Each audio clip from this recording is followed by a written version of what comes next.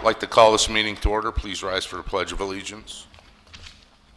I pledge allegiance to the flag of the United States of America and to the republic for which it stands, one nation, under God, indivisible, with liberty and justice for all. I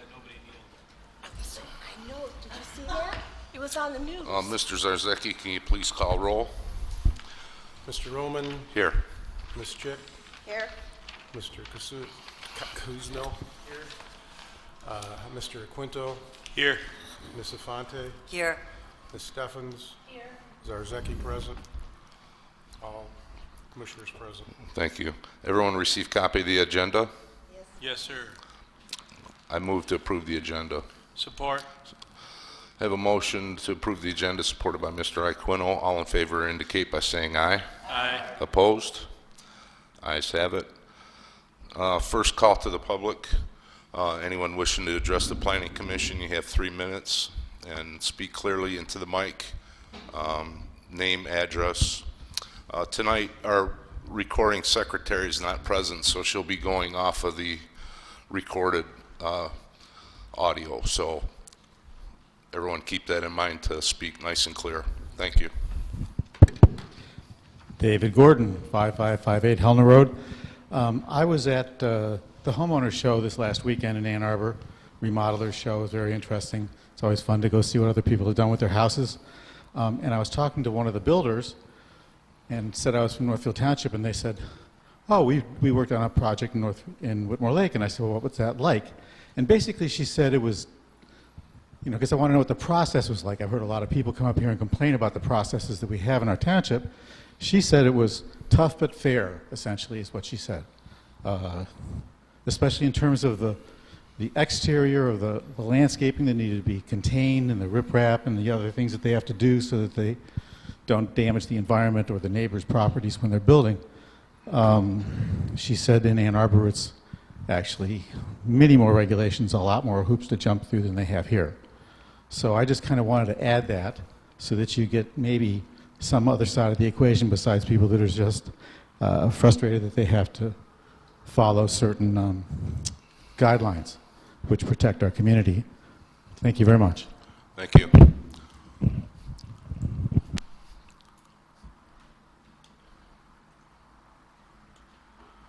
Anyone else like to address the commission? Seeing none, is there any clarification from commissioners? None. We'll move on. Correspondence, I have none. Correct, Ms. Bird? No public hearing tonight. Reports from committees. Board of Trustees, Ms. Chick. Oops, sorry. The Board of Trustees met October 10th. We are going to be taking advantage of I'm going to get closer to the mic here, of a SAW grant. It's called the Wastewater Asset Management Plant. The total is $595,385. The local match is 10%, or $59,538, much of which we have already been utilizing, and they're going to let us apply to that amount. So there's hopefully won't be a lot of money out of pocket. Also, we have our SEMCOG representative is Marlene Chockley. Our alternate representative is Stephen Ains. Unfortunately, our code enforcement officer, we had to accept his resignation, Michael Rankin, and we wish him well. The township is looking to hire, so anybody out there that knows somebody who might be interested with experience, hopefully, please forward that person to the township. And also, I had sent out an email after not the last meeting, but the meeting before, and that the board was asking the Planning Commission to submit quarterly reports from the Planning Commission to summarize what they've been working on and what they've accomplished and what they're going to be working on.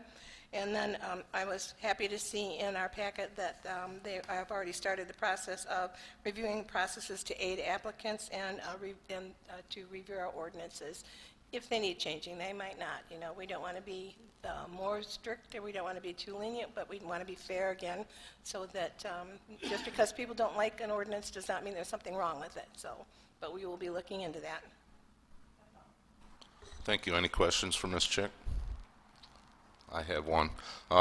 Regarding the quarterly reports, how will that be done? And as it is now with your conveyance of our actions, you're getting twice a month, so what is the purpose? Right, I brought that up, and actually it was a special request from Lenore Zelenak, that she was looking for a summary from every meeting that we have to talk about it, plus a quarterly report, so I don't know, I have to get specifics from them, if they're just looking for line items, we did this, this, this, this, and we're going to work on this, this, and this, so. But right now, they're just getting a summary from me from our meetings, so. Thank you. So it's in the works. Okay. Thank you. Ms. Steffens, ZBA report. On October 16th, the board heard the variance application for the Ann Arbor Dog Training Club at 1575 East North Territorial Road. If you recall, the Planning Commission discussed, considered whether or not it was a kennel use. Patrick had brought it to the commission for our input. The township said because there is no dog training specifically called out in the ordinance, it was most similar to a kennel. The kennel use requires a 200-foot setback from structures from the property boundary. The 18,000 square foot building that the applicant proposed will provide a 61-foot setback. It was approved unanimously at the ZBA hearing on Monday. I should note that it does need to come to the Planning Commission for site plan review and conditional use permit. Thank you. We'll look forward to that. Staff report, Ms. Byrd, anything? Nothing from Ms. Byrd. Planning consultant, Mr. Lippens. I'll just offer a reminder that next week on October 24th, we have a joint meeting scheduled with the Township Board to review both the North Village Plan, the Strategic Action Plan for downtown, and discuss a draft RFP for potential developers for the North Village site. It should be an exciting meeting. I'm looking forward to it. And I'm looking forward to discussing those plans with you and with the board next week, and of course any residents that want to attend. Thank you, Mr. Lippens. Parks and Recs report, Mr. Iaquino. We have a meeting tomorrow evening here at 7 o'clock downstairs. Public is welcome. Other than that, nothing. Thank you. Thank you. Downtown Planning Group, Ms. Infante. Basically, to follow up on what Mr. Lippin says, the balance of the meeting, which actually they have not met this month, but of last month, seeing as we skipped our meeting, was to prepare for Tuesday's meeting. Regarding the RFP and approvals of the Northfield Township and downtown development plans. So. Thank you. Okay, item 10, unfinished business. Further discussion of proposed zoning ordinance amendments on signs. Mr. Lippens. This is really a short update this evening, unless we want to revisit any of the discussion we've had in the prior months. I did work with the township manager this month to prepare the questions and refer the questions to the township attorney regarding the off-site, on-site distinction regarding commercial and non-commercial speech in the township. When we are in receipt of an opinion, we'll bring it back for discussion. I'm sorry, you'll bring it back to the Planning Commission or to the... Correct, yes. So the amendment or the changes we discussed have been made. Right. And the outstanding item was receiving an opinion from the township attorney on a question that had been asked about on-site, off-sign signage and a distinction between commercial and non-commercial speech. When we have that opinion from the attorney, which the township manager is working directly with the attorney to answer that question, we will bring that question back along with the proposed amendments for approval and a recommendation from council. Okay, thank you. From Planning Commission. So we'll have this again on our agenda then at this point. It will? Okay. Yes. I looked at it. I saw that the items that we spoke about last time were addressed. Did any other commissioners have any questions or comments for Mr. Lippens? Ms. Steffens? I do. Paul, I still don't see that yard signs are exempt from requiring a permit.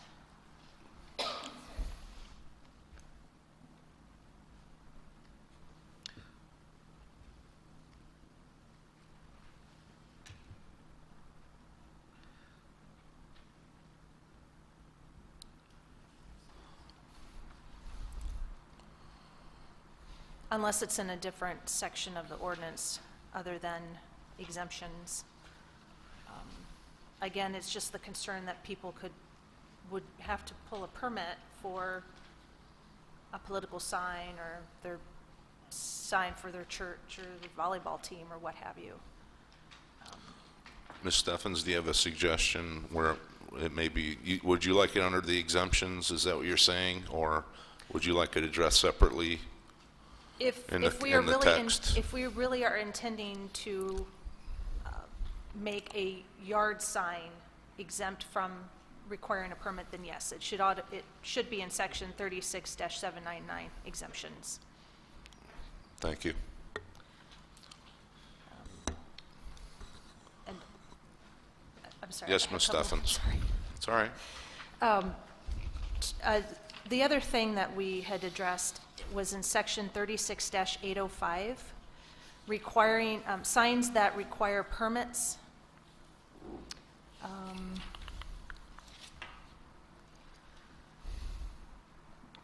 Two, signs requiring a permit shall be constructed and erected only by individuals or companies licensed in the state of Michigan for such purpose.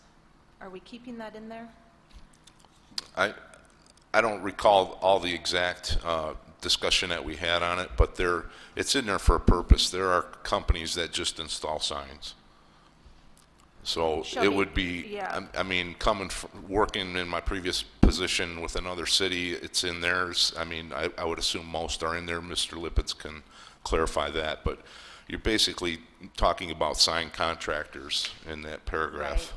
But if somebody wants to put a sign on their front window of their business that is either like a rub-on sign or something perhaps that they are able to install themselves, number one, they have to order it from a company licensed in the state of Michigan, and they have to have it erected by someone licensed in the state of Michigan for such purpose. I was just wondering if that is really what we're intending to do, that someone cannot install their own window sign. That would not be my intent, but I'll let Mr. Lippens clarify. I don't believe that's the intent. I think that when we talked about this, we decided that by adding signs requiring a permit, we would be covering that concern.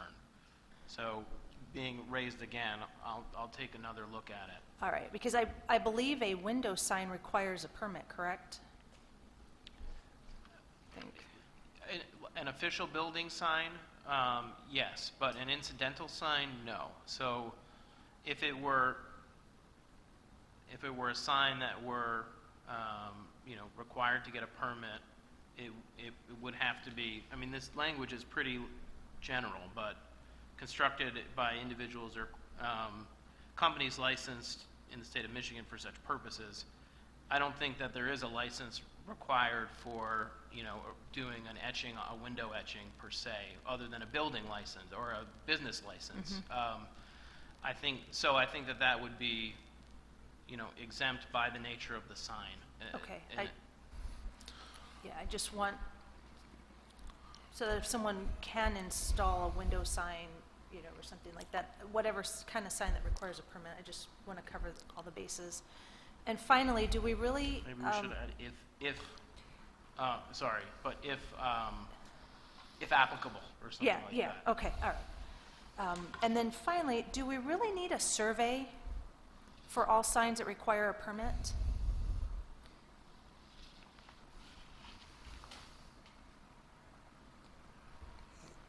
Which section was that in?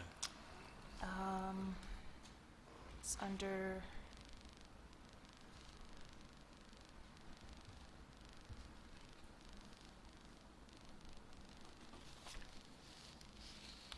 section 36-801, permits and fees, paragraph B. The application shall contain the following information: an accurate survey drawing of the property showing location of all buildings and structures and their uses and location of the proposed sign. I'm sorry, did it say survey/drawing or? An accurate survey drawing. Okay. Well, again, I guess you're getting into specific intent on reading it. If it was a monument sign or a larger sign, I would say they would have to have either a survey, mortgage survey, something to that effect, a legal document. Anything less than that, I'm giving some leeway to the administration, I guess, in my reading of the items that you're addressing, also with the permit required. I guess you do have to have the language, but the administration, the zoning administrator would ultimately say, you know, we need a legal document here or we don't need one. I would like to give them some leeway in their decision, but I'll let Mr. Lippens comment. Yeah, I mean, I think this language, you could probably have the leeway to accept a mortgage survey, which most people have that. So if you were putting a sign on your building, we could probably have the flexibility to accept a mortgage survey. But if you're erecting a monument sign, a pole sign, you need to know where the property lines are, so you have some assurance that you're not placing that sign, or that you are placing that sign on your property, and that you're complying with any relevant setbacks for that sign. Here again, one of the things we have on our agenda tonight is, potentially considering using a sketch plan for some administrative approvals. And I would say the only time where you would use that type of a hand drawing is if it actually isn't an engineered decision, right? So if you don't need to know precisely where something is, you don't necessarily need it to be based on a survey information. So in those cases, I would recommend we consider sketch plans. So this might be another opportunity for us to add, or applicable site plan requirements. I have a suggestion. You could say detailed plans, because then it would be up to the zoning administrators, their purview as to what they need, and they could let the applicant know. I mean, I've reviewed signs. I mean, having elevations are nice. If you have a basic site plan, sometimes it's fine on an existing place. On a new place, probably not. So, but the flexibility needs to be with the zoning administrator, I believe. Mr. Kuzno, you had a comment on this item? I would agree with that, Larry. It's a hot mic. Sometimes it's painfully obvious that you're on your property, and it would be a burden to go out there and get a survey for it. So how about if we left it up to the zoning administrator to have the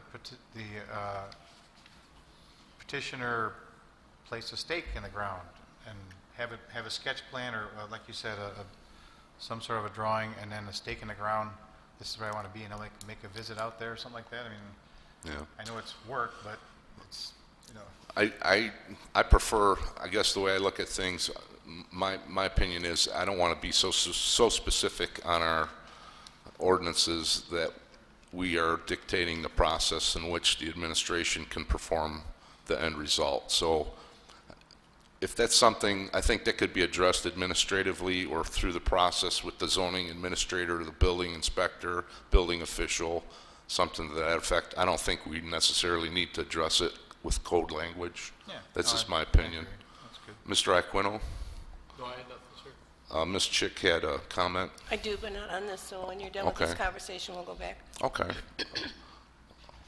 Do you have any other considerations, Ms. Steffens? No, I'm done. Thank you. Mr. Lippens, would you like to speak more about this, or can we? I've taken some notes on 3605, 3680, 805, 801, and to confirm the the approach to yard signs being exempt. So during the time that the attorney is reviewing the other question, I'll relook at those as well and take the feedback I received this evening. Thank you. Any others, Ms. Steffens? Okay, Ms. Chick. Okay, so my comment or question is, and I might have missed the conversation, was about the yard signs, and I believe the purpose of asking for a permit for yard signs is that you have a time limitation to have that sign up on the property. And that's the only way we can monitor.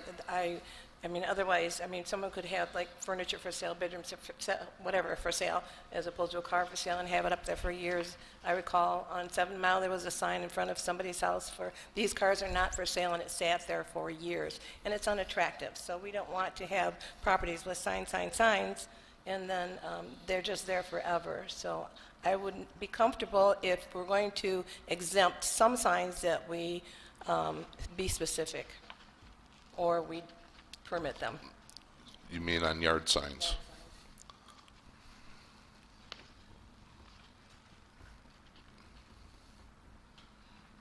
Okay. Is that it? Okay, thank you. Any other comments on the, or questions on the sign ordinance? Okay, so we will revisit that at a future meeting upon the information from the attorney. So we can't, tonight we won't be acting on it. So we'll move to item B, McKenna Associates Site Plan on Review Number 3, Hatfield Holdings Landscaping. Mr. Lippens? Yeah, this again is an informational item. Planning Commission at the last meeting approved with the condition that staff would work with the applicant to develop and submit a landscaping plan that made an effort to bring the site into compliance with the zoning requirements for landscaping. Planning Commission also specifically removed the tree canopy requirement recommendation from our review letter, which provided us with some guidance on how to approach the landscaping plan, which we took. We went out and met with the applicant, reviewed the property, reviewed the rear of the site, and came up or listened to some ideas from the applicant, which then we were in receipt of a plan showing the area via photograph where they would like to plant additional landscaping, as well as 3 species of plants that they wanted to create kind of a groundscape coverage area. We felt that this proposal was consistent with the direction we got from Planning Commission and the conditions of approval. We reissued an approval letter and provided that in tonight's packet for your review, and just wanted to update you that we were able to work with the applicant and resolve that this month, and they are now into the building process. Thank you, Mr. Lippens. I appreciate the follow-up that you provided. I don't think, since I've been here, I don't think we've gotten that. A lot of things have been decided after it's been through the process, and they may have had conversation with the administration and did not forward any of their findings to us, so I appreciate that greatly. And I hope in the future that you know, items such as this, we have a clear-cut understanding before it even comes into the Planning Commission part of the process, and I'm sure it will. Anyone else, any other commissioners have comment, questions on that? Ms. Chick. Just 2 items. On access and circulation, it says, if there are no objections from the fire department. Did we hear anything from the fire department? Are they okay with everything? Yes, this question I think was briefly asked, but not really discussed at the meeting last month. But there were no objections, and this aisle width is an existing condition that was noted in the letter. So I think this note was made just to point out that the aisle was lower than what the current ordinance would suggest, but it's an existing nonconformity that was not worsened by the proposal, and there were no objections filed by the fire department. Okay, and then under stormwater management, to defer to the township engineer regarding potential issues with stormwater management, that was also, It was, and I should have covered that in my update. The engineer was present at the last meeting and verbally gave their recommendation, but they have since provided their final approval letter as well. okay. And just one other thing, I noticed the copies were sent to everybody but the township manager, and he should actually be the contact person from the planner on these items. That is a great point. I think that this is something that we'll make sure to catch in future Thank you. letters. Thank you, Ms. Jack. So moving on to item 11, new business. We have the zoning administrator quarterly report. I'm sure everyone received. Mr. Lippens, if you could give us your synopsis there, please. Yes, so this is the third quarter report. The big news on this is there were no applications denied. There were 4 applicants that were directed to make some revisions and provided additional information about their proposed process, but they were all eventually approved. So there is a summary. 30 applications were submitted and approved. And there is a summary of each non-residential, so all the commercial properties that are well. One of I think the important things for Planning Commission to look at when you see this report is for the non-residential uses, these will either likely be projects that are approved through a site plan process, an administrative site plan process in some case by the zoning administrator, or could potentially become Planning Commission cases.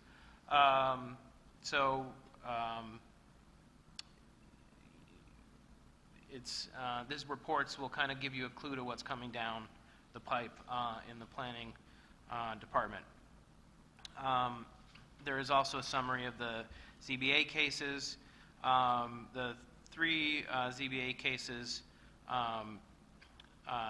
2 of them, or one of them, Barbara Downs, we've already looked at Planning Commission. I expect that the Ann Arbor Dog Club will be on your November 15th Planning Commission, and that's because since it's a conditional use, we have to do a 15-day public notice. Otherwise, it would probably be ready for the November 1st meeting. But we are in receipt of a revised site plan. And then there's also some notes on the final site inspections. So this is also a follow-up, I guess. So after Planning Commission approves the site plan, building permits are drawn, the building is done, the zoning administrator will go out and make sure that the site was designed in conformance with Planning Commission's recommendations. So this report is a follow-up on what staff is doing to implement Planning Commission and the board's decisions on site development. And then the next section covers site violations or sites that were found to be in violation of the zoning code. There were 2 letters that were prepared in that regard.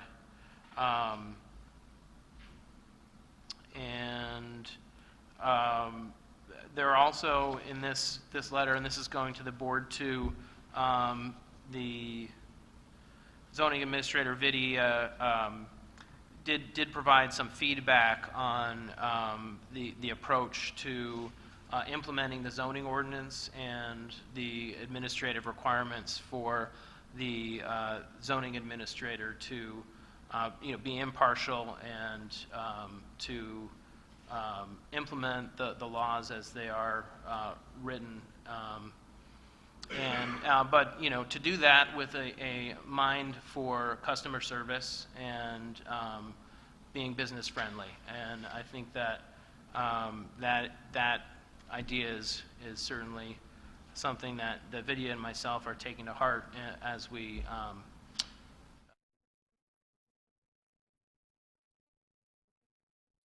rules. If there are any questions, I'd be happy to discuss the report, but I do think it's a good summary and worth noting that there's been a lot of activity and a lot of approved projects. Thank you, Mr. Lippens. Anyone have questions regarding the report? Ms. Chick? I don't have a question, but I really support Lydia's work that she does for the township.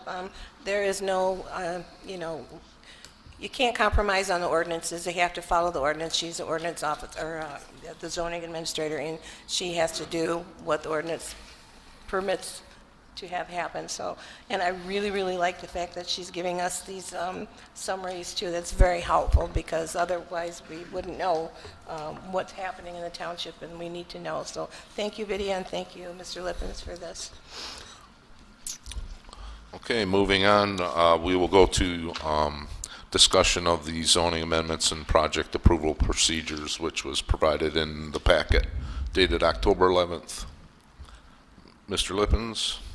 Yeah, I actually am pretty excited by this. I know that there's been a lot of discussion lately, both at Planning Commission. We discussed a little bit last month, but there was also some discussion at the board. I'm not on? Just to make sure, because our recording secretary does need to make sure she can hear. Of course. Thank you. Absolutely. So I think there's been a lot of exciting discussion. We also discussed, what we can do to inspire and create new development at many of the DDA meetings when we were creating the plan for downtown. And I think that there is a renewed interest in revitalization and creating new opportunities for businesses in the township. So I am encouraged that there is so much participation and such interest in looking at planning and zoning procedures. This memo was created with the idea that there are some things that we can do, that we can pursue now, that I think are consistent with the current master plan, the 2012 master plan, which was updated in 2014, as well as certainly consistent with the planning we've recently completed in downtown, although not officially adopted as part of the master plan yet. From a policy perspective, there are some things that are consistent with the master plan that we can start to act on as well. So I've summarized these items, and I guess I'll walk through them because I'm interested in getting Planning Commission's opinion about what things we may want to pursue. I think the next step after this discussion would be for me to take your comments and bring them to the township manager to formalize into a work program. I have included in this memo a summary of some of the things that are actually in Planning Commission's work program for this year as well, which can also be pursued. But I'll start with zoning ordinance flexibility, which I think was one of the key things that was discussed at our last Planning Commission meeting. So the first, I grouped into areas. The first area that I'm suggesting we look at is change of use requirements. And what happens is when sites change uses from one impact or use category to another, that triggers us to look at the ordinance requirements for the site. And in here I kind of summarize that as being uses that result in either parking and loading modifications, access modifications, waste disposal, noise, and other impacts that may be on neighboring properties to that site. I think with that, though, what I'd like Planning Commission to keep in mind is that the issue is not that there's a change of use. The issue is that that site is not in compliance with the zoning ordinance. So when you look long-term about improving a community and what needs to be done to update properties and make properties better, change of use is one of the tools that the city has to look at it. Now, if a site is actually in compliance with the zoning ordinance, change of use becomes an administrative checkoff. The site is in compliance, the use is changed, no site plan would be required at that point. So the real issue, it's not that the use has changed, it's that that site's not in compliance. So with that, I've kind of noted some things that we can do, though, to make that process easier. And one of the things that I would suggest is that we have a matrix or a checklist that describes what those use categories are, so that people can see broadly what use category they're in and what use category they're going to, which would provide clarity. And I think one of the things business owners really like is clarity in a process. The other thing that I'm suggesting is that we can adopt minimum development standards. So by having a minimum development standards, we could essentially, in a more concise way, call out what makes a property not in compliance with the current regulations. So that might be having a paved parking lot with ADA accessible handicap spaces, proper waste disposal, proper site buffering, that those types of minimum development standards are what we're really looking at for change of use. So basically, being more concise with projects that aren't new development. The second thing that I've noted on my list here are refining the administrative review procedures. And I did want to clarify here that the ordinance currently allows administrative site plan review, and there have been several projects that have been administratively reviewed by the zoning administrator that have required site plans and that can be approved without planning commission approval, and that's a good thing. The zoning administrator also currently already has the ability to essentially waive engineering review and waive even planning review if it's a simple project and can be reviewed simply by the zoning administrator. And that it's also a good thing that that flexibility is already in the zoning ordinance. Where I think we could make this better, and I mentioned this earlier this evening, is we could develop requirements or eligibility for sketch plans to be submitted. So that would essentially be hand drawings that could be made, by an applicant or one of their talented family members or workers to show the zoning administrator what they need to know for a particular site. In general, this is not going to be something you can do if you have to put a building up or if you have to put a new structure on a site, because those are things that the building official is going to need those details to understand that it's actually being built according to the rules and regulations for understanding where that structure is. So that's the main thing. You have to know where it is, and you have to know the engineering details, so where the leads are. All these things are important in new construction. But if there's not new construction, a lot of things can be noted on a hand-drawn plan, and this is a sensible requirement and a change that we could easily make.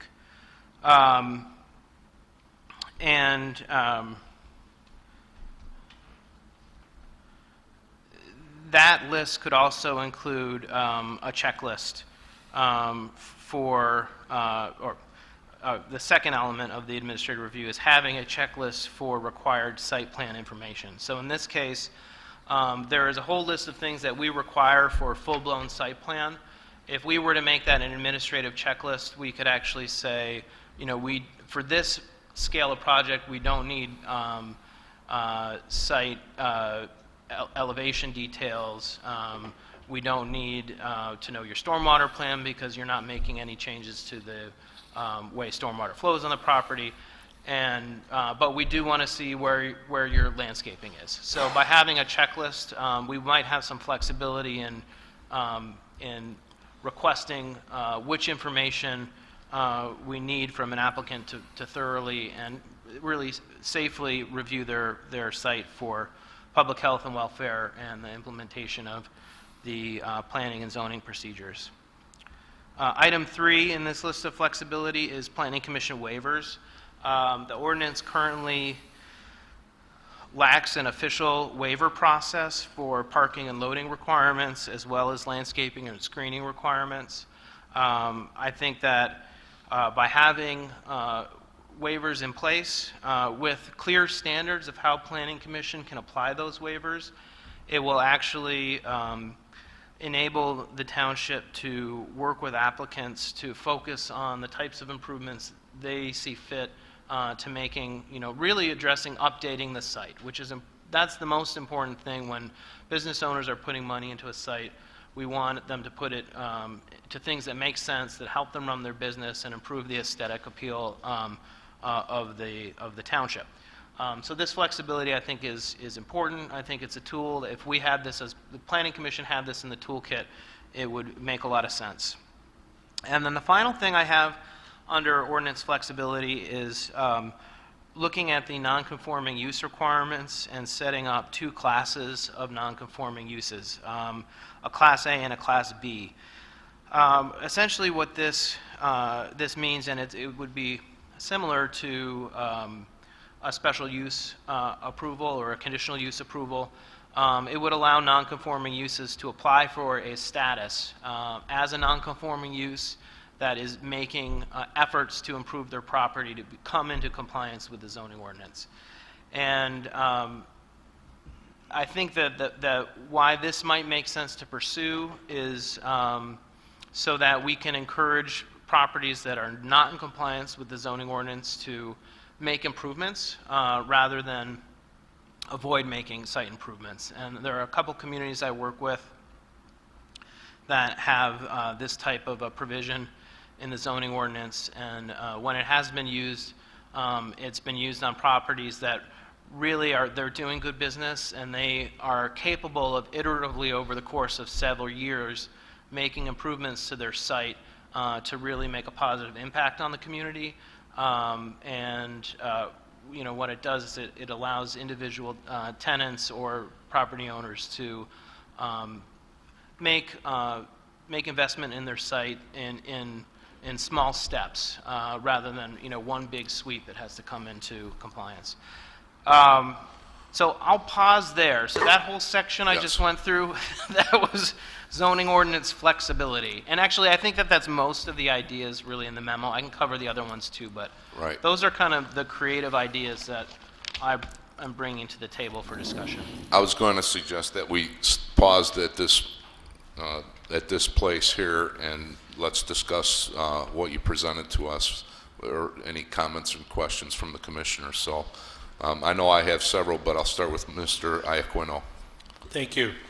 Thank you for working on this too. I definitely feel that it will be very welcome by the property owners in the township. Under Planning Commission waivers 3, maybe also a waiver for a minimal square footage addition, i.e. less than a percentage of the total structure. We kind of mentioned that in the last meeting, if that could be in there as well. And, again, whatever the appropriate percentage is of the total structure.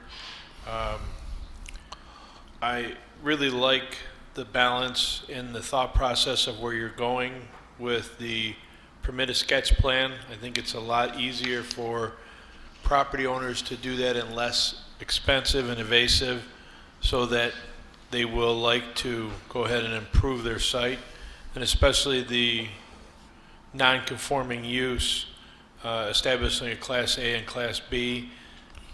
Any ideas of what you're thinking with a Class A, Class B? There are, there would be a series of standards, so we would have to make findings that basically would show that the use is not impactful, that they're taking steps to comply with the ordinance.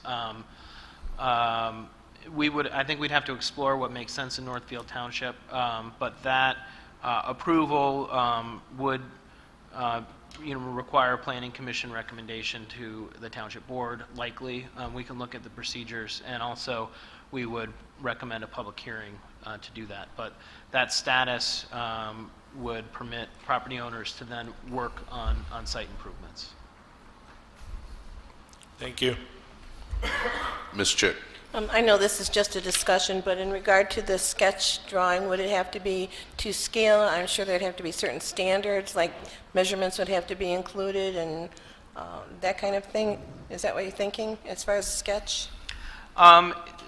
There is a lot of discretion in reviewing sketch plans. We might place guidances on drawing to scale, but in instances in communities where I've used sketch plans, I've often even accepted an aerial with some hand notes on it and combined that with doing some site inspection. The main thing about a sketch plan is does it accurately represent to the person who's reading and reviewing that property the improvements that are being made. Thank you. Ms. Infante. I think, I love the ideas of the checklist and making clear the requirements that are specific to, a case by case in some ways, application. My concern a little bit comes from what Vidya says in the letter just above about insurance liabilities and basically what Ms. Chick just raised, that there needs to be some definition in the discretion, for example, that you're given that will be clear to protect the property owner who's making the request in terms of liabilities, insurance, and the township. I mean, I don't want to make rules, and believe me, I don't make rules, but when it comes to, again, Vidya's letter is very persuasive to me about why it's important to keep with the ordinances, and I really think we do need flexibility, but in putting together these checklists, I think we have to be really careful about the balance between intent and discretion and the implications it could have. Thank you. Ms. Steffens.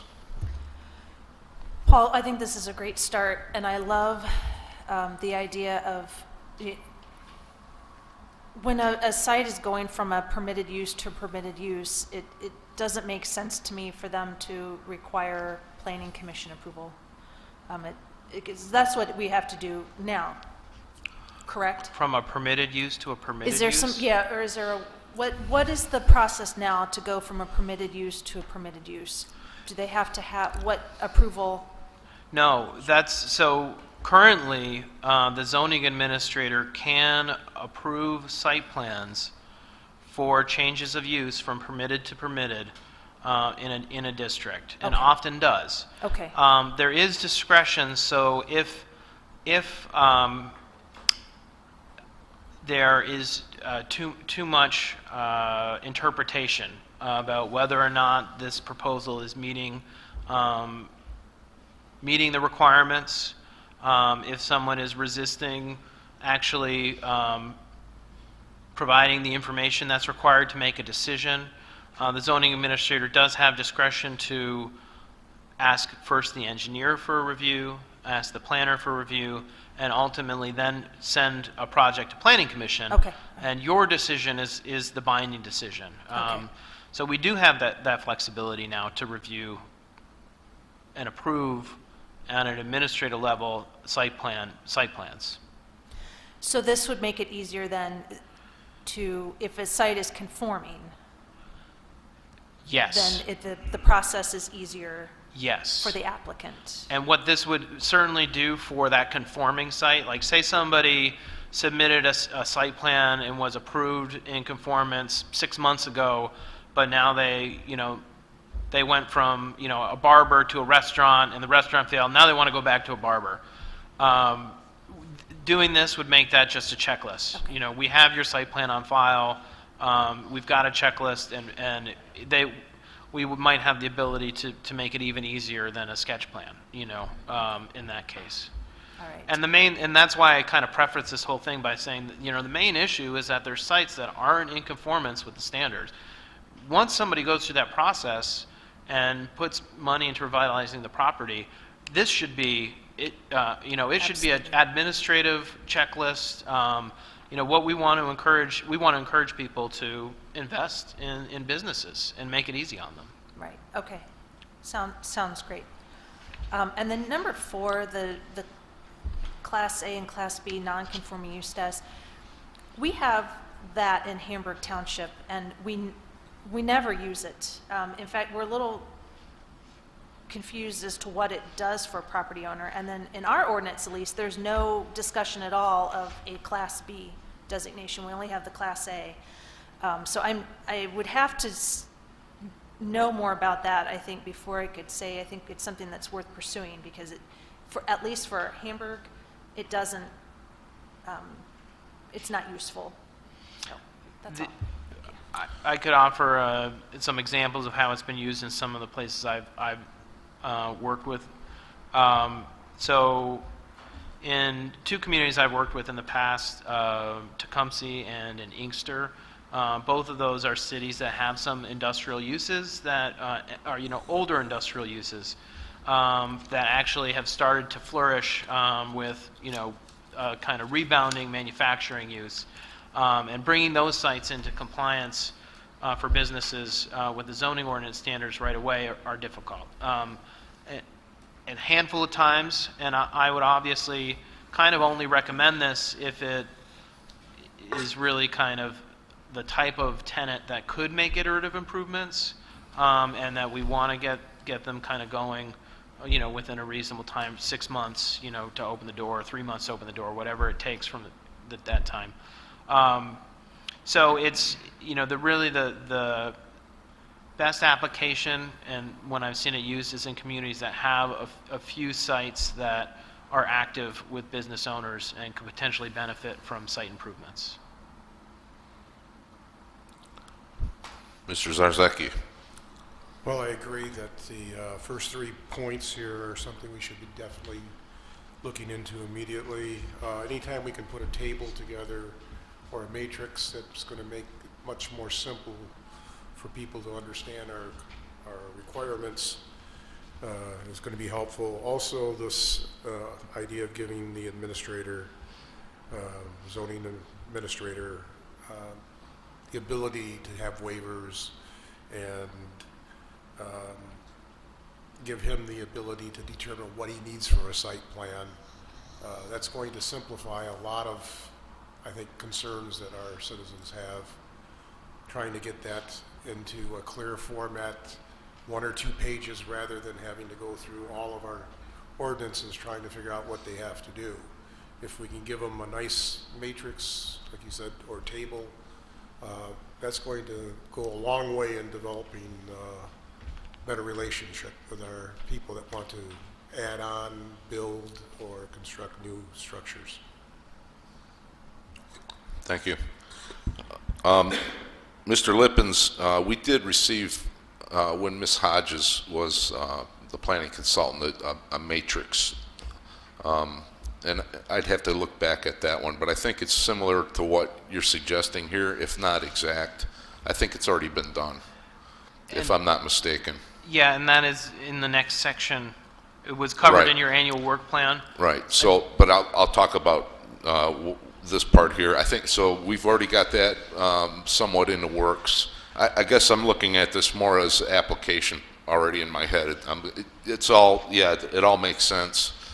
Some of it is discretion that the zoning administrator already has.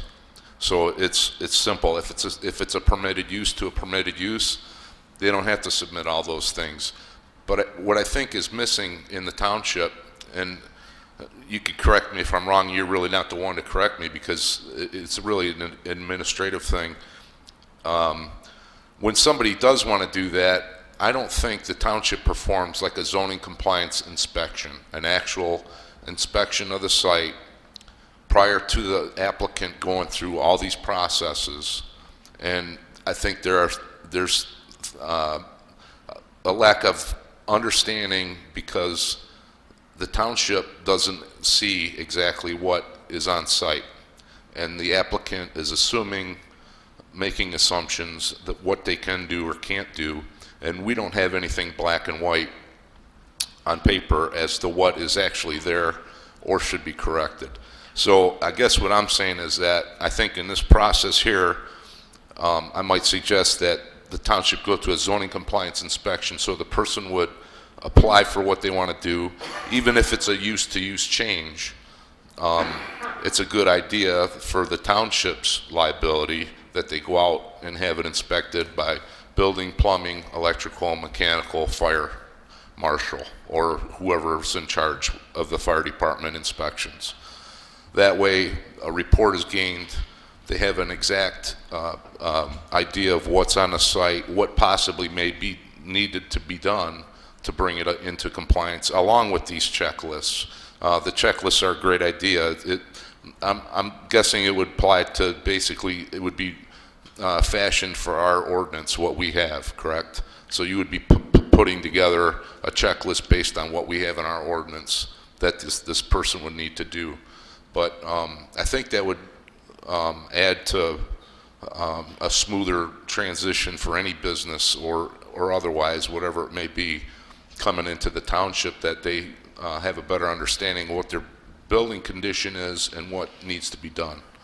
So I think if that could be added into there. But other than that, a comment on Mr. Aquino's suggestion of the square foot maximum, minimum, that they would have to go through the process. I believe we already have a percentage. We have, if I'm not mistaken, and I don't know it offhand right now, but there is a square footage, a percentage, a ratio that exempts a person from having to go through this process already. So we may have to look at that if you're interested in that, but we do have that. Mr. Lippens? Yeah, I will double check that. I think that you the detail that you're talking about in terms of site inspection is appreciated. That process you described is kind of what I'm thinking about in for item 1B, where basically I'm saying if a site is in conformance, it should be a checkoff, an administrative sign-off.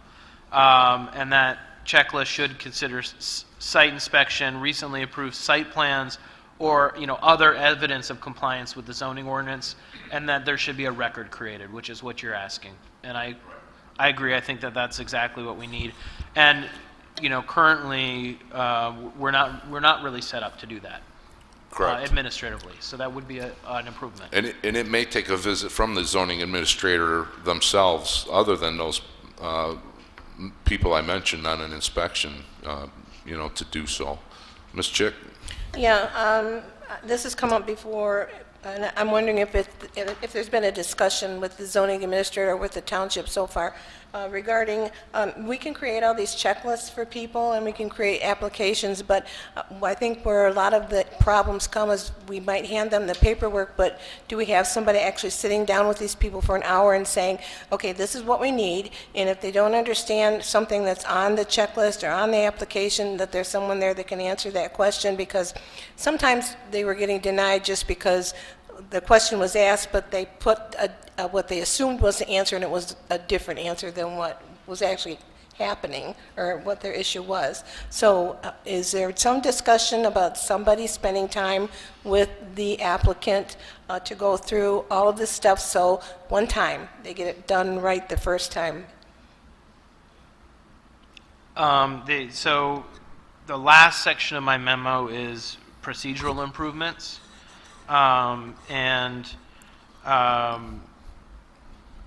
One of the things that was suggested by the township manager, which I think is a really good idea, is summarizing some things into like a 7 steps to project approval. Like what's the first thing we give people? Because we do have a lot of procedures that are detailed and really do ensure a thorough application of policy and regulation. But the guidance part of it, I think, is what we need to work on. And some of that is, I suggested maybe we update the building and development and planning packets and information to make sure that they're simplified and easy to understand, and that we kind of understand that process. I think that the other thing I'm hearing to be added here is that we offer more in-house guidance to applicants on how to complete their applications, Well, Mr. Lippens, we can address that if you want, when we get to there. I know we have other things up Okay. above. No offense, Miss Chick.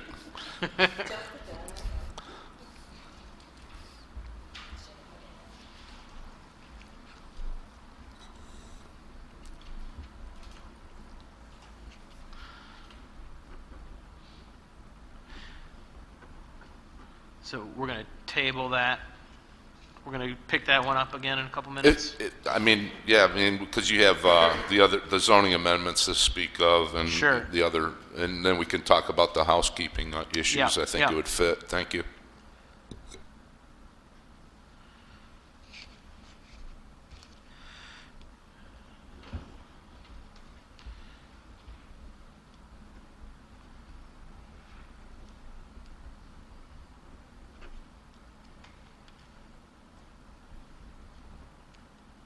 Do you want to continue on to page 2? You're waiting for me. I was waiting for more questions. On the- Are there any? I'm sorry, Mr. Kuzno, any? Since you asked. Thank you. I'm just slightly confused. If I'm going, if I buy a property that's got permitted use and I propose a different permitted use, and I'm proposing no changes to the property, I still have to get some sort of zoning approval. Is this true? In my scenario, Yeah. yes, because you need to get a new certificate of occupancy anyway, and that's pretty much tied together. Really? So It would make this is sense to just, me. If a business, I mean, This is my ignorance coming through. I didn't know that was, I'm just thinking if I buy a building, it's got whatever, if it's a retail store and I put retail back in there, or even like a professional service that's permitted in that space, I have to get a separate C of O. it would make sense to me because it's a new business. Or even if it's an existing business changing uses, it's probably a different business, and therefore you would still need to get a new certificate of occupancy. So then the inspection would still apply. And that's a liability thing for the township again. And not so long ago, we had the exact scenario happen on a site. But a change of business, it's a possibly a new owner, a new business name. That should be recorded with the township. It should have a new certificate of occupancy. So is that a safety thing so that the police and fire know what they're I think getting into, or it's an overall safety, it's a liability and safety issue for everyone involved, I believe. The town, and also gives the township ability to re-inspect and the building could sit for 50 years and never change use, and there could be a lot of conditions in the building that are unsafe for the occupant or the public, which the township's liable for also. So it gives opportunity for the township to get a foot in the door, per se, to address some items that may need to be addressed. It's buyer beware. Isn't one it sense. always? Well, I mean, yeah, but it's like you should probably do your homework first and have that as a contingency before you make the purchase, unless you're an expert at this kind of thing and you automatically know what's going to happen. well, certainly people could have a property or building inspected on their own privately. Yeah. But I'm talking about in the process of what of the township getting Yeah, involved. yeah, curious. Yes, Okay. that's my opinion. The other thing It may I not was be asking- Mr. Lippens or anyone else's, but My other question was, these are all great ideas, and we're trying to encourage businesses. How do we let them know that this revolutionary change has happened here so they can come in and knock on our doors and make improvements to their properties?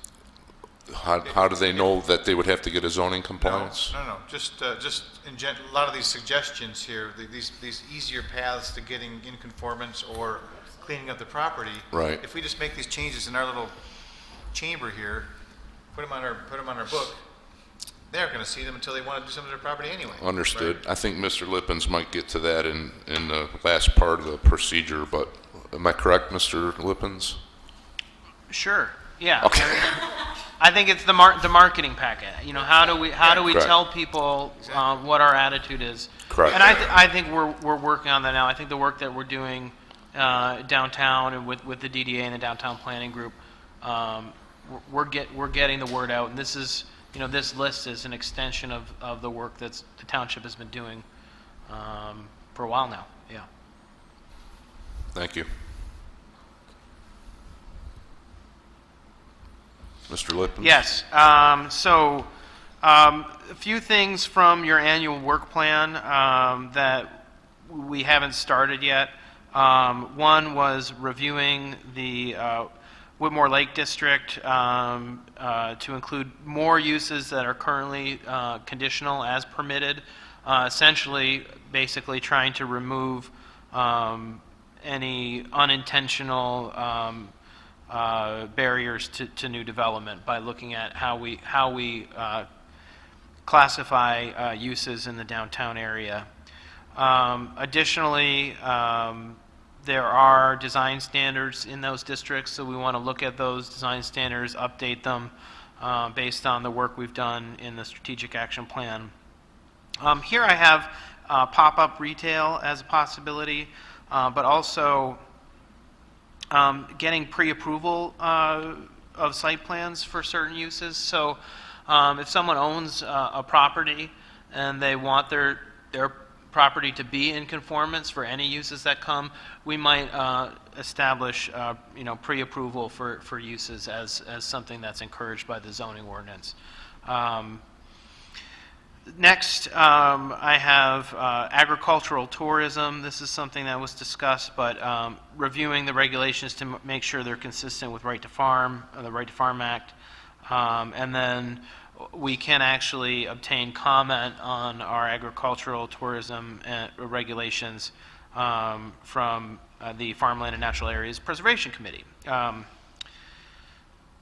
The third item is the land use table. This came up previously when we were discussing having a land use table to simplify and fix discrepancies between similar uses. We did prepare a non-residential use matrix, which is an administrative tool that we use, but we could incorporate that tool into the zoning ordinance, which would provide that clarity and simplification. And then we can also work to apply that to the residential districts, because we really just made that for the non-residential districts. As part of that, we have noticed some conflicts between similar uses, things that can be simplified. Anytime you do an audit of a zoning ordinance, you're going to find ways, just because of the passage of time and the changes in the way people use lands, ways that you can update to remove or revise things that have kind of become obsolete or change languages in the way people describe their businesses. So that's something we can do when we look at the matrix. And then we would clarify the definitions of uses and make sure everything's consistent with the master plan. So those are the three items that were included and slightly revised in this memo, but generally described in the Planning Commission's work plan. And from my understanding, Planning Commission did kind of already make a decision that these were things that you wanted to pursue, when it made sense to pursue them. That's correct. You want to take questions or comments for Yep. this section? If needed, yep. Okay, well, not really, but I know section 36.730, we already have the agro-tourism. Actually, we went over those things not too long ago. But if it's more that they're in compliance with the Right to Farm Act, maybe is that more precise, that you just have to compare what we have current language to that act and make sure it's all in compliance with the Right to Farm Act? Am I correct? That's correct. Okay. Yeah, I believe that's the project that was discussed. Okay, that's all I have. Thank you. Anyone else? Thank you. So housekeeping issues, I put a few in here. I think that we will, at a future meeting, have some more information. I know Vidya has a few things that she's noticed too that didn't make it to this list. But anytime we do look at the ordinance to update any substantive regulations that are consistent with the master plan, it's also an opportunity for us just to do housekeeping and fix anything that we've noted, discrepancies between different regulations, or possibly when a regulation was written in a way that was insufficient to actually make a determination on a use. This becomes an opportunity for us to provide the information that's necessary. So temporary use standards, we've had a few requests for temporary uses and felt that there was insufficient guidance to permit those uses in the ordinance. So we'd look at that. We have found some discrepancies in setbacks and the language for setbacks for accessory structures that we would look at. And then I think I just mentioned, but there are a few more things that didn't make it in this memo that I'll bring to you at a later date. But these are, housekeeping issues. I think we'll want to look at them if we're going to look at some other serious issues. And we'll, note, if we go through this process, we'll note what they are and why we're recommending the changes when we look at them. So, the last section of this memo is procedural improvements. We've talked a bit about this already, but I think it's just important to note that, a part of what we do is customer service, and we are taking steps to improve customer service. And, what I like to do is, realize every project, there's a person there, but there's also people here and people working in the office. So what we want to do is work with people to understand what their needs are and help them understand the process and what's needed for their approval. So I really like this idea, 7 steps to project approval. That will help people, I think, understand from the start of what they're doing, kind of a bigger picture to how all these different documents relate. I know, we do provide guidance. I think the zoning compliance process is, generally something people are satisfied with if they get an approval, and that's what usually happens. Can I do this in this district? Yes. The issue is in some cases where there's a change of use, or if there's a conditional use approval, that's when we look more closely at the site plan and ordinance requirements. And there's a little bit more work we have to do with people to help them understand the next steps and help them find that they really need professional help to understand those processes too. I think this marketing could help. I'll note that the township really does have some very good development packets that describe the process. I think that the ordinance is a good ordinance, and it's fairly, as zoning ordinances are, it's one you can understand and use. But if you're not a planning and zoning professional, you might not be used to reading zoning ordinances either. There are a number of tools in existence that I think form the basis for, a good procedural and good customer service, and it's something that we will continue to work on. I'll note also that we also do take the steps to meet with people in advance of filing applications. Whenever someone has questions, all the staff, really, the township manager, ourselves when requested, the engineer when requested, the building official, the code enforcement official, although now we're looking to replace that position, but meet with applicants at any time in the process, even prior to filing an official application, to help also assist and convey what the requirements will be and what to expect during site development procedures. So this is a section where we want to continue, but also recognize that we can make improvements to what we have. And so that's an ongoing process. I know one of the things the township manager mentioned to me when we were discussing this was just that, the website has material in a lot of different places. And I think most websites are like that, but it doesn't mean that we can't iteratively work to improve them, Thank you, Mr. Lippens. Yeah, I agree. You know, in your last part, the website does probably need an update and some adjustments. But I don't think anyone here is in disagreement with any of the things that you have specified out. And my only question is, at this time, for future meetings, are you planning on providing checklists? I mean, are you waiting for us to tell you something or give you a motion or tonight, or what are you looking for? I think that where, you know, the action, if planning commission were to take action tonight, it would be to direct me to Okay. pursue a work plan with the township manager to bring them back to you to look at. And I believe that that was the direction that the board gave at a meeting recently too, Okay. to have planning commission look at these and then make a report to the board. So I think we've made a good faith effort to tonight provide some ideas for your consideration.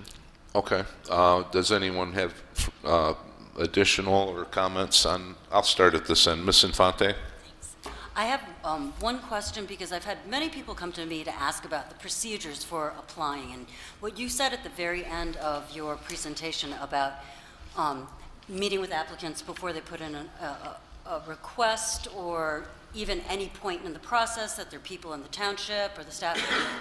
Do applicants know that? Because for me, that seems to be where everybody seems to fall through in the process, and these perceptions develop of this being so difficult and this being a difficult township.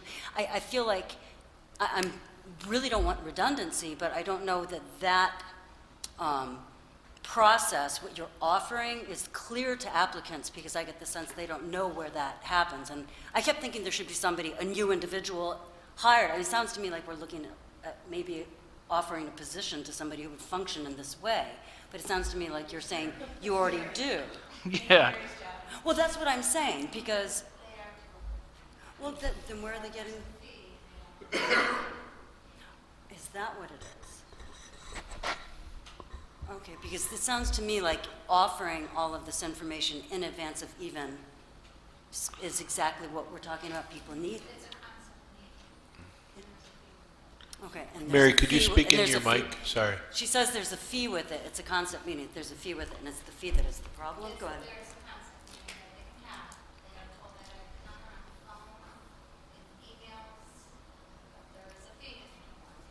What type of fee? How much? How much? 300, okay. Okay. What does the concept meeting consist of? What are they getting for $300? Mary, is your mic on? No? No?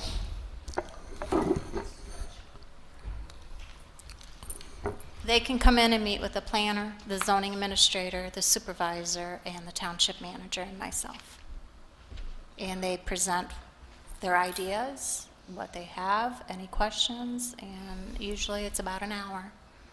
Sometimes it goes over, but usually about an hour, and they tend to get what they need. Thank you. Is it all of those people, or any one of those people, or And who's included in that meeting automatically, or can I choose who that is? If the engineer is requested, then he does have his own fee. So it just depends on. That's on top of that. Yeah. So if I want to talk to the township manager, it's going to cost me $300. Not the township manager or the supervisor, the planner or the engineers are contracted employees, so they do have their fees. Okay, gotcha.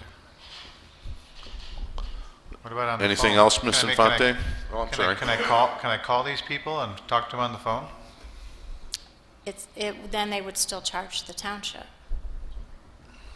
Right, isn't there some sort of a base service that we're getting from our consultants that's included for those kinds of things, or, I mean, I would have to refer to Paul on that, but I don't think so. you it know, doesn't seem reasonable to me. Well, I talk to people all the time and informally, and I'm happy to talk to people. If someone wants to, you know, officially, you know, talk to me, get an official opinion, then usually we do charge for that. Oftentimes, if it's part of a site plan approval process, it would be included in the base fee for site plan once an application is filed. And, you know, the principle of using, charging for development services, even, you know, whether it's a consultant service or actually the township charges fees for their administrative services, but the idea is that those services are created by the person who's requesting the service. So the township certainly can consider using general fund dollars to cover a certain level of service, and that's a policy decision that the board can always look at. But there is, you know, it's reasonable to have fees to cover services that are created by the people who generate the expense, and that's But they're also potential customers, so to speak. I mean, it's you know, they could be a new property owner, they could be a new business, they could be anything, but we're kind of making a hurdle right from the get-go. I I find. understand fees, I'm an engineer, I mean, Yeah. I get that, but at the same time, it's like, I don't know, you would think that there'd be some base level of freebie in there, and then it's the next step is fee-based, something like that. It's just a thought. I mean, I'm not really that familiar with all the rules. Yeah, I agree. We don't even know the exact process that takes place right now, so I agree with you there. Ms. Chick. There has been some discussion, at least, about having just the zoning administrator meet with the applicant, and that the township will eat that fee, whether it's half an hour or whatever. Just do we have regular office hours for any of these people? And if they do, can we say, okay, show up on Tuesday at 3 o'clock, because that's when they're Yeah. here? It would be an appointment. It's by appointment only. Right, but we don't have regular office hours? The zoning administrator does not. Okay, And so, we have actually prepared a proposal Yeah. for zoning administration hours. It just hasn't been acted upon yet. But that idea that we would have like video on site for, you know, maybe 2 half-days a week to talk to people, that's absolutely a service we've talked about providing. yeah, I mean, she could even be doing other services that she would be doing anyway and be available, kind of thing. That's, Good point, Mr. Kuzno. And my other comment is that the township has to do everything in its ability to put the proper and accurate information out and available to the public or potential businesses on the website, and I think that's what we're trying to do is improve the process for somebody just initially starting to look in to see what they want to do. And I think if we do that and get those steps and those improvements made, it makes it a little more clear as to the next step before that person even wants to or comes to an educated decision based on the information that we're providing. So I think we're taking the first initial steps, but I see your point. Somebody does need to be a liaison, I would guess, or have information, but then again, the fees are real. So hopefully we can get to a consistent basis on what the township process is. Any other comments on this particular? Mr. Aquino? Okay. So, is there any other overall comments on the presentation tonight from Mr. Lippens? Mr. Kuzno? I just had one question on a lot of the streamlining of things could go through the zoning administrator, it sounds like. I'm wondering, is there an appeal process if you don't like the answer you get from the zoning administrator? I mean, is there a way to go to the planning commission or to the next level up? Mr. Because Lippens? you might get some rogue administrator. Yeah, I think that it would, a denial would go to planning commission. So if the zoning administrator has a site plan and finds that the site plan submitted is insufficient, doesn't accurately or adequately address the standards, she would refer that to Planning Commission. And that project would certainly come through planning, engineering if required, and then come to Planning Commission for a denial. What, Mr. Lippens, what role does the ZBA have in that process, in this instance? So in other words, a business comes, gets denied, you're saying it would come to the Planning Commission, not to the ZBA? ZBA is more specific zone code issues, correct? So, Yeah, so if you could clarify. if, the way I understand the process to work now, if a variance is required, it would also come to Planning Commission. It would not, because it would not be a site that is capable of administrative approval. So that site plan would go, come to us. We would state that it can't be approved because a variance is required. The first course is always to recommend that that site is brought into compliance unless there's a practical difficulty or hardship, usually dimensional type issues. Those are appropriately referred to the ZBA for determination. With a zoning interpretation, then Planning Commission would make the decision. Thank you. Any other, Mr. Kuzno? Any more? Ms. Chick, you had your hand up? I'm good, thank you. Okay. So at this time, I think anyone else? Mr. Zarzaki? No. I make a motion that Mr. Lippens initiate work on the work plan presented for the future Planning Commission meetings. Support. Supported by Mr. Iaquino. Any questions on the motion? Ms. Chick? I have a question. Can we ask that we have like the 2-week or 4-week time period when we can get it back in front of us so we're not dragging feet? Mr. Lippens, is that within your workload? Yes, so I would just ask the question if the motion is to, for me to work with the township manager to present. To a clarify, proposal. yes. Yes, within 2 to 4 weeks is absolutely a reasonable time frame.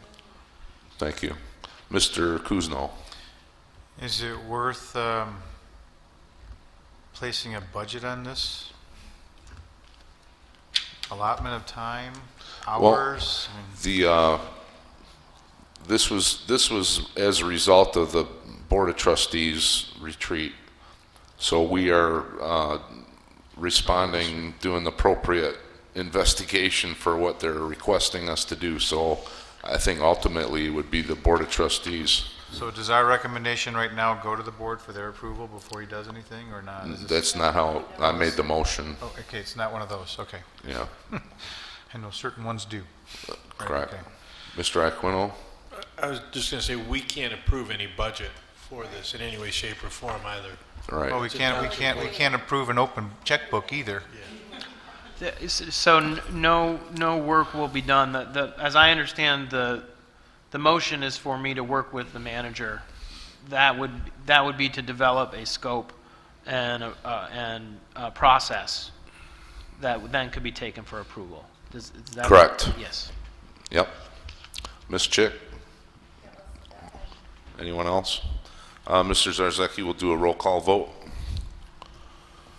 Mr. Roman? Yes. Ms. Chick? Yes. Mr. Kuzno? Yes. Mr. Quinto? Yes. Mrs. Fonte? Yes. Ms. Steffens? Yes. Zarzaki, yes. All approved. Unanimous, thank you.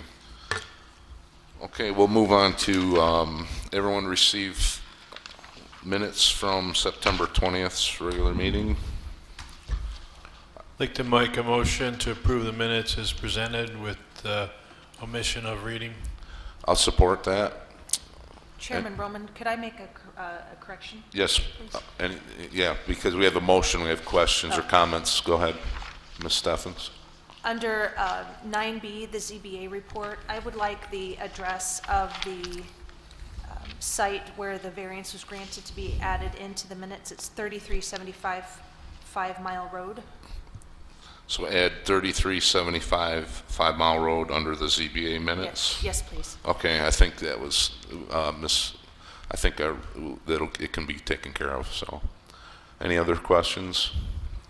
Seeing none, all in favor indicate by saying aye. Aye. Opposed? Ayes have it. And we'll go to final call to the public. Anyone wishing to address the planning commission? Not tonight. Thank you. Comments from the commissioners. We'll start with Mr. Kuzno. I've already spoken my piece. Thank you. Mr. Aquino. There is a community celebration this Sunday at the township property at the lakefront for trick or treat. It's called Trunk or Treat and a celebration. So I just wanted to mention that to the general public, that from 2 to 5. So please come out and enjoy some activities that are planned. Thank you. Thank you. Ms. Chick. I just have one notice. I guess Township's reviewing, actually, on that note, Township is reviewing their website to improve communication. So if you have any ways to, or suggestions to improve the Township website, please send an email to Ains, that's AYNESS, at northfieldmichigan.gov. Thank you. Mr. Zarzaki. No additional comments. Ms. Steffens. Nothing, thank you. Ms. Infante. I move to adjourn. Support. Supported by Mr. Aquino. All in favor indicate by saying aye. Aye. Opposed? Ayes have it. Thank you.